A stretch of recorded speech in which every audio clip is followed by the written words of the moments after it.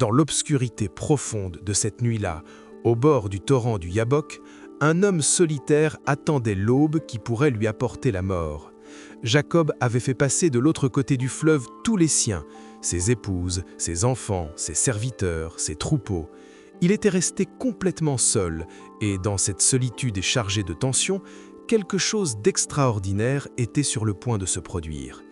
Il savait qu'au lever du jour, il affronterait son frère Ésaü, celui qu'il avait trompé des décennies plus tôt en lui volant la bénédiction et le droit d'aînesse. Les dernières nouvelles qu'il avait reçues annonçaient qu'Ésaü venait à sa rencontre avec 400 hommes, et Jacob connaissait bien le tempérament explosif de ce frère qui avait juré de le tuer. Toute la vie de Jacob avait été marquée par cette caractéristique singulière, s'agripper, lutter pour obtenir ce qu'il désirait. Son propre nom portait ce sens, le trompeur, celui qui saisit le talon. Dès le ventre de sa mère, il luttait déjà, naissant accroché au talon de son frère jumeau, comme s'il tentait dès cet instant initial de prendre une place qui ne lui appartenait pas. Plus tard, il trompa son père presque aveugle, afin de recevoir une bénédiction qui ne lui revenait pas de droit, se couvrant de peau de chevreau pour se faire passer pour Ésaü. Il s'enfuit devant la colère de son frère, travailla 14 années pour Rachel parce qu'il avait été trompé par Laban, et maintenant, après tout cela, il revenait chez lui, chargé du poids d'une histoire de manipulation et de fuite qui le poursuivait comme une ombre. C'est alors que, dans cette obscurité totale, quelqu'un l'agrippa. Il n'y eut ni présentation, ni avertissement, ni temps pour se préparer. Un combat physique s'engagea aussitôt, corps à corps, réel et viscéral. Jacob ne savait pas qui était son adversaire, mais quelque chose en lui reconnaissait qu'il ne s'agissait pas d'un affrontement ordinaire. La lutte dura toute la nuit, des heures et des heures d'efforts extrêmes, de muscles tendus, de respiration haletante, de sueur mêlée à la poussière de la rive du torrent. Aucun des deux ne cédait, et il y avait dans cette persistance mutuelle quelque chose de désespéré, comme si le combat dépassait le simple plan physique et touchait aux profondeurs de l'âme et du dessein divin. Lorsque l'aube commençait à éclairer l'horizon de ses premiers rayons timides, l'adversaire mystérieux comprit qu'il ne parvenait pas à vaincre Jacob.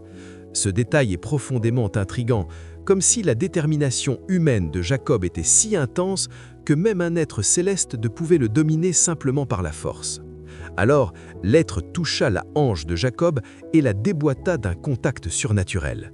La douleur dut être fulgurante, insupportable, irradiant dans tout son corps comme un feu liquide, mais Jacob ne lâcha pas. Blessé, conscient qu'il luttait contre quelqu'un doté d'un pouvoir dépassant toute compréhension humaine, il resta agrippé avec une obstination défiante toute logique et tout instinct de survie. L'être divin demanda alors à Jacob de le laisser partir, car le jour se levait et il devait s'en aller. Mais Jacob, fidèle à sa nature de combattant, de celui qui avait toujours cherché à saisir les promesses même lorsqu'elles semblaient lui échapper, répondit avec une audace impressionnante, frôlant l'irrévérence. « Je ne te laisserai pas partir si tu ne me bénis pas. » Il était là, blessé, épuisé après une nuit entière de combat, et pourtant il négociait encore, cherchant encore à obtenir quelque chose de cette rencontre impossible. Toute l'essence de sa vie était concentrée dans cet instant, toute la ténacité qu'il avait toujours définie, désormais canalisée dans ce face-à-face décisif qui déterminerait non seulement son destin, mais celui des générations à venir.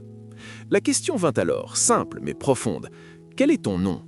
En répondant « Jacob », il faisait bien plus que se présenter. Il reconnaissait tout ce que ce nom contenait, l'histoire des tromperies, des manipulations, des luttes, des moments où il avait choisi le chemin tortueux plutôt que le chemin droit.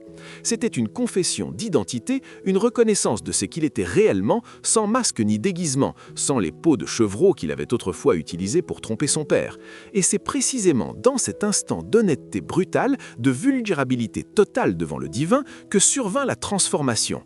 Tu ne t'appelleras plus Jacob, mais Israël, car tu as lutté avec Dieu et avec les hommes, et tu as vaincu. Ce nouveau nom était bien plus qu'un simple changement d'identification ou un titre honorifique. Israël signifiait « celui qui lutte avec Dieu, celui qui persévère, celui qui ne renonce pas même face au divin ».